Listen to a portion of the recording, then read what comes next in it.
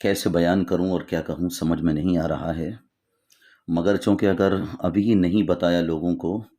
تو ہمارے کچھ نوجوان نہ جانے کب کس سے لڑائی کر بیٹھیں اور کیا کر بیٹھیں کچھ نہیں پتہ۔ کیونکہ عزیزان محترم پتہ نہیں کیا ہو گیا ہے ہمارے معاشرے میں، ابھی فلموں کا کریز بہت بڑھتا جا رہا ہے اور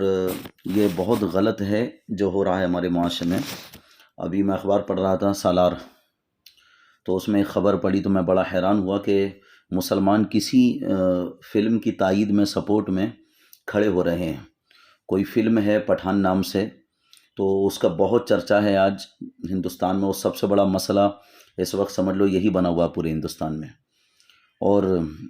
ہمارے معاشرے کا حال یہ ہے کہ ایک طرف بے حیائی بےہودگی ہے، دوسری جانب عصبیت، نفرت، تشدد پسندی اور جھگڑالو نظریہ ہے۔ اسلام کے نزدیک دونوں ہی مکروہ ہیں، دونوں ہی غلط ہیں، مگر مسلمانوں سے میں یہ کہنا چاہوں گا جو لوگ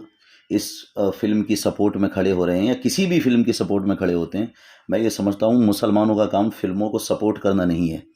یہ آپ اپنے ذہن میں بات کو بیٹھا لیجئے، جیسے کہ کوئی بھی ہو فلم والا، چاہے وہ شاہ رخ خان ہو یا فلم انڈسٹری سے جڑا ہوا کوئی بھی دیگر خان ہو، آپ کیا سمجھ رہے ہیں ان کو؟ یہ کیا اسلام کے علمبردار ہیں یا تمہارے آئیڈیل ہیں یہ؟ جبکہ حقیقت میں عملی طور پر اسلام اور اسلامی احکام و تعلیمات سے ان کا کوئی لینا دینا نہیں ہے،